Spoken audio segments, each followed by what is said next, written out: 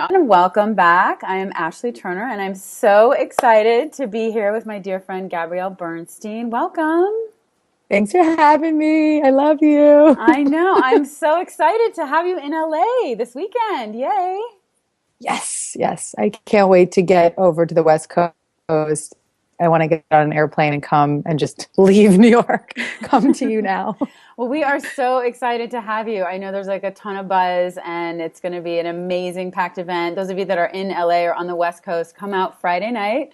We're going to be at Golden Bridge, and it's Gabrielle's book launch, which is what we're here celebrating. Her new book that's just been released, May Cause Miracles. And she has an event with Mastin Kipp at Golden Bridge, which is where I would love to start, because I know that you've just really launched into the whole venture of yoga, and I'm so excited. When I saw that, I was like, yes, she's joining the Yeah. yoga tribe. So Yeah. I would love to just hear a little bit about your yoga journey, how you got into it, and really how it's changed your life. Because I know for me, it's literally been the biggest transformation, and it's everything in my life, my work, my love, and everything that I do is emanating from that. So what's your journey?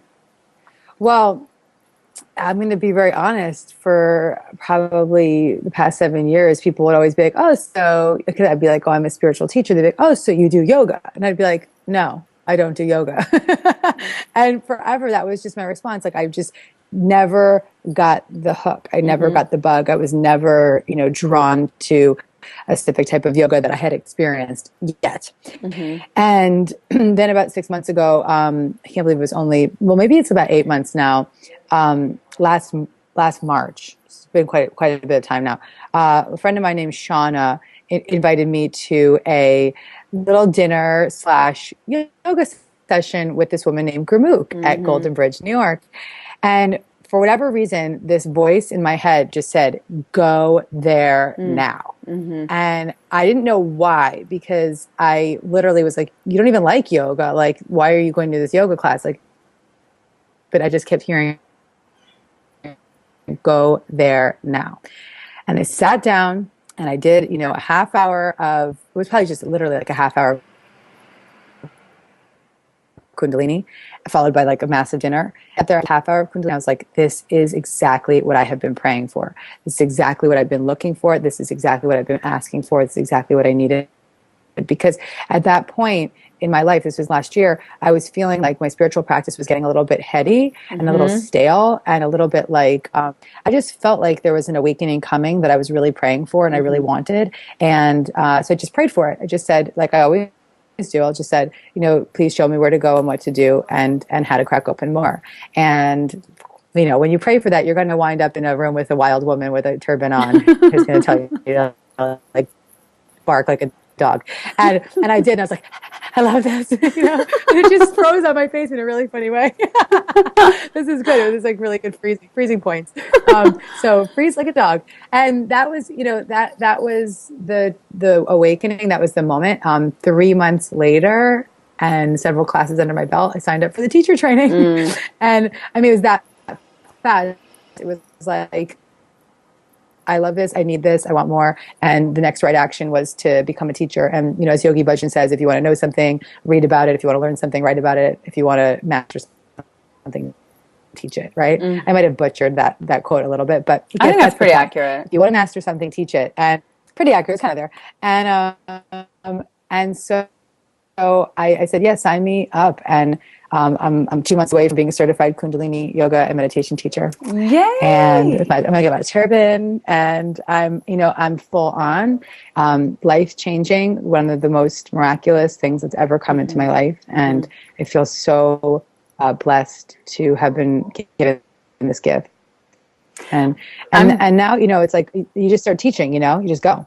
hmm Well, I I think could there's just a talk about it couple forever. things. Yeah, I mean, it's so amazing to hear your story. And there's a couple things that peaked for me, which was, first of all, when you're saying your spiritual practice gets a little heady, I think that's a real trap. And one of my great teachers, Ram Dass, always talks about spiritual bypassing and how people can just sort of bypass or spiritualize or over intellectualize what's really going on. And prayer and meditation are so powerful. And I'm a mind body psychotherapist. Psychotherapy is so powerful. But I think to really affect change, you have to get the body online and get the body engaged, because the body mind are not separate. This is the house of our spirit. So when you're working the instrument that you have, and that's, I know, Vinyasa yoga, Hatha yoga, Kundalini yoga, it's really to clear and strengthen the container so that you can actually Yep. process more energy, so that you can actually download more intuition, so that you're physically making changes, you're making changes in your neural pathways, which can't just be done through the mental, emotional stuff. So I think getting the physical body online, and I'd love to hear just your take on the physical body's role in transformation, in spirituality, and yeah. Well, that was the whole thing for me. That was the whole thing that was missing. It was like I could sit and meditate for an hour and I could go to a really groovy place, but there was something that was still stagnant within me. And I felt like, okay, I know how to go to to go to the place where I can see beyond my physical sight and I can experience that. But I wanted to be able to have a visceral physical experience as well.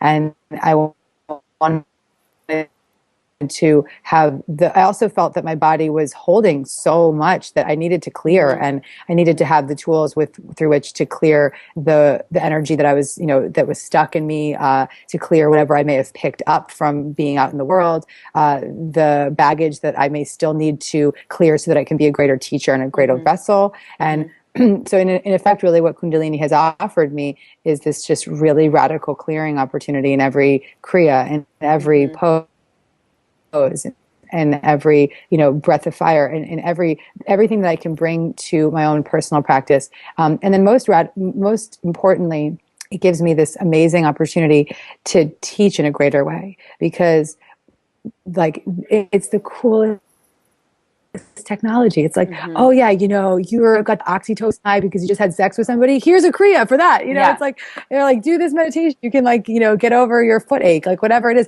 And I literally can fall asleep because I've got a meditation for that, or I've got a kriya for my period. Whatever it is. Like there's a solution for everything, and it's just so mindful and so much information. And I've just and the thing I think is most exciting for me actually is like I'm an energy junkie, like I always was like, I'm a recovering cocaine addict, so like you can only imagine how much I love Kundalini. Let's get high, natural high. You can get that natural high, you can access that energy, you can feel so vibrant and like awake in such a healthful way, and so as someone who's always sort of chasing a high, it's like now I can really embody that energy in a really healthy, sustainable way. And it's just incredible. Yeah, I think the thing that in particular with Kundalini yoga that I love so much is exactly what you said, that it's so prescriptive. One of my best friends is a great Kundalini teacher in Philadelphia, Diana. So when you're there next, you have to go and teach at her studios and connect with her at Dhyana Yoga. But she always talks about how with Yogi Bhajan, everything's so prescriptive. So just what you said, if you're in a depression, if you're having anxiety, if you're in a heartbreak, there's specific kriyas to address those lines of energy, the way that psyche holds those imprints in our physical body, and to clear it or to charge it or release it. So it's so powerful. The other thing, go ahead. I was going to say the body chapter of my book of May Cause Miracles was something that's been like really well received right now, and I'm just seeing a lot of the reviews and blogs and stuff. Like people are really digging the body chapter. What I'm finding is like the main message there was just really helping people perceive their body as a vehicle through which they extend more love, and the vehicle through which they teach. And so the Kundalini journey, recently giving up coffee, a lot of things that I've been changing for my physical body. The message from the book that's so relevant to my life right now was, how much we respect our bodies, because they're not just here to like lug around and like just have sex and like, used to get things, and they're here to be the instrument through which we express our truth. And that accepting that fully and feeling that and understanding that really, helped me take responsibility for this aspect I want to have for my body. And so Kundalini's offered me that. Getting off coffee has offered me that. A lot of the resources that I've been picking up lately have just been like clearing. Yeah, the one other piece I just want to add to that, because I want to get on to a couple other things, but is that when we're doing these practices, whether it's asana or the kriyas, the chakra work that I do a lot of, you're training you're training the sensory organs to become more and more subtle so that you actually have a larger capability. It's like you're expanding your bandwidth so that you can download more information. You have more access to your intuition, to your spiritual truth, to your essence, to the light being that you are. But working with the physical body, it's like other species, dogs or dolphins can hear sounds that we can't hear. Insects can see in the dark. So what we're doing in the yoga practice is really becoming more subtle and more refined in our sensory perception, so we actually have access to things that we otherwise wouldn't. That's amazing. Well, I think since I've started my Kundalini practice, I've literally learned how to expand time. I can look at the end of the day and be like, how did I do all that, right? And how am I still able to fall asleep properly? And how am I still able to wake up early? And I think the only answer is because of the sadhana, and that's it. It's like it just it literally awakened, like you said, awakens the subtle bodies, and we're so much more powerful than we allow ourselves to be, because we just block so much. And this is like a PSA for Golden Bridge, and so I'm literally like a Golden Bridge poster child. I'm like screaming it with a microphone, and I'm like forever tweeting Golden Bridge everywhere. I know. I used to teach there. I taught in LA like 12 years ago. I was teaching at Golden Bridge. It's amazing. Guru Mukh's amazing. Really quickly, what is your morning ritual? Like, what is your morning sadhana? What do you get up every day? Because I know for me, if I don't do my morning sadhana, my whole day is askew. I feel like I didn't take a shower or something.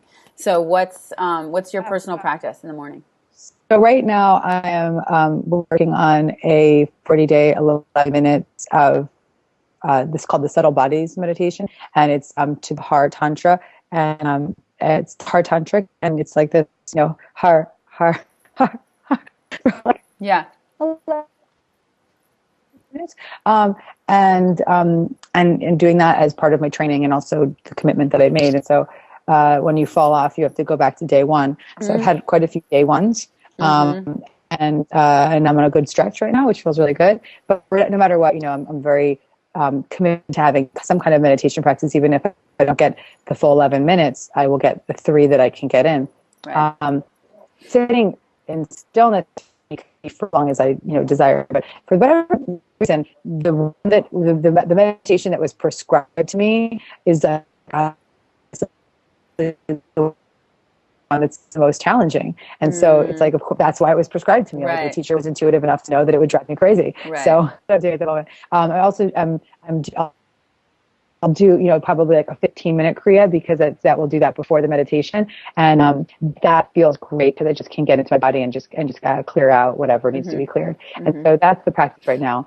But really, before I even open my eyes, I say a prayer from A Course in Miracles. Where would you have me go? What would you have me do? What would you have me say, and to whom? And then I say, what would you have me wear? And that's my practice.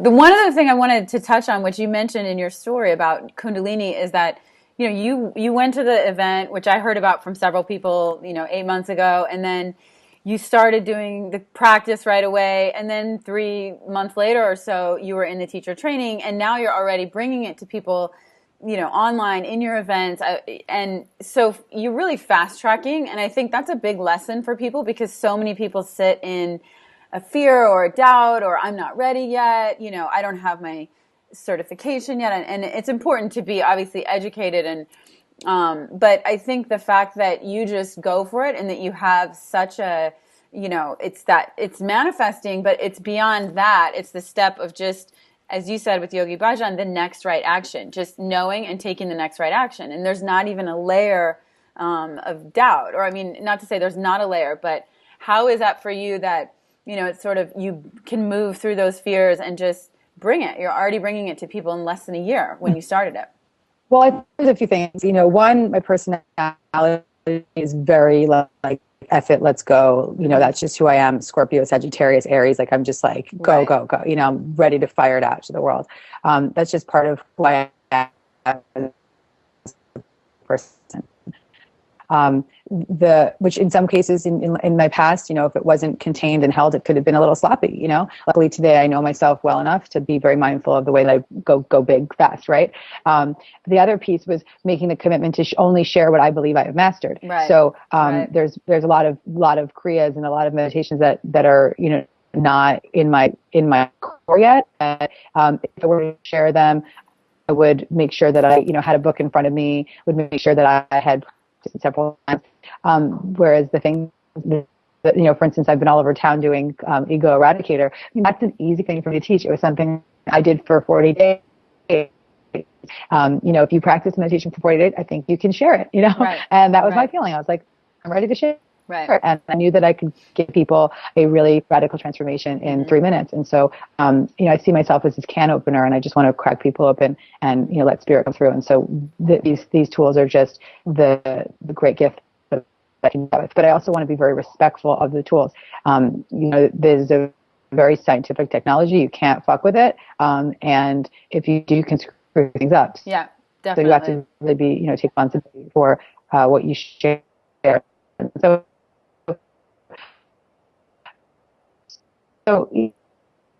with the blessing of my teachers, I've been, given that nod saying, go girl, go. And in the same breath, really remaining a humble student and trying to make sure that I share what I think is, that I have mastered. Mm-hmm. Yeah, I think that's a really important piece because I know, I have a lot, there's a lot of yoga teachers out there, a lot of writers, spiritual teachers watching this blog, and just, teach what you know. And so take baby steps, but don't be afraid to take those steps and get it out there, because there's people out there that need to hear it through your lens, the way that you're bringing it through your own life experience. So thank you for modeling that and just paving the way for so many people. I think there's a big point in that too. Like the last chapter of May Cause Miracles, I talk about becoming a miracle worker in the world. And this is a real call to action. And my hope, my intention for the book was to just shake people awake, but through subtle shifts. So they could create subtle shifts to wake up in their own life, but then they can take that responsibility to become a light worker in the world. And I think that's what we're talking about here. It's we can't say we're going to do 10 more teacher trainings. The world needs our light now. Exactly. I'm assuming there's a lot of light workers, yogis, metaphysicians, spirit junkies. We need you now. And you can't look at, Ashley or myself and think, oh, well, they've got it. It's no, we need you. Yeah. So that F it, let's go mentality and teach what you know. The great thing about Kundalini is you could learn something and you could just teach somebody something standing in line at the bank, say, peace begins with me. Peace begins with it. Just teach the little things, these little moments and little exercises, and stare at your nose and whatever you have, just teach it. And that's what Yogi Bhajan came here. He didn't come to create disciples, he came to create teachers. Yeah. So we must all accept that in our own way. Yeah. And even if it's teaching your family, teaching your kids, teaching your coworkers, just leading by example. But yeah, thank you so much. Well, I just want to invite everyone, definitely go to Gabby's site. It's gabbyb.tv, and you can click on the icon there, the picture, the image of the book. Buy it and know that you get a ton of free gifts too, which is huge. So many good friends offering up amazing, really actionable tools for you guys to take forth. And is there anything else that you want to leave everyone with? I'm so excited to have you here, and I'm excited for your yogic journey. But anything else that you want to share? They cause miracles. Yay! Well, I want to share that I'm very grateful to my friends like you, because, I think that Mastin said it best on Oprah. He said, we believe in co-opetition, and so when we have sisters and brothers like you and Mastin and Marie and Chris and all of our friends, it's just such a blessing to be able to just talk for 15-20 minutes about yoga, right, and to be able to hold that space. And so I just want to express my gratitude to you and to everybody else that's helped me with this launch, because we do have a lot of work to do. And I think that anyone that's watching, please take that on and know that we have a lot of work to do. We really need to shine bright, and I hope that people get so much. I know they get so much from you, and that they continue to grow. And so thank you so much, Ashley. Yes, and thank you. And that point, I just want to emphasize, because the brighter that each one of us shines, that's the unified field. That's yoga. The word yoga means to yoke. So if someone else is out there doing great things, like you're doing such big things and great things, instead of looking at it as competition, really look at it as like, wow, that means I can do it too. She's paving the way. She's opening the door. Thank you so much. And the more that we help each other out, the weave just gets stronger and the web becomes more dense, and all of that light work and that healing work, it's just, we're reinforcing each other, we're validating each other's work. So thank you so much. It's such a pleasure to have you here. Awesome. So Yeah. those of you in LA, come out this weekend, Friday and Saturday actually. We're going to be at Golden Bridge, but Friday night for sure for Gabby's book launch. And have a great week. Namaste. Thank you so much. Love you. Bye, sister. Bye, Satnam. Satnam.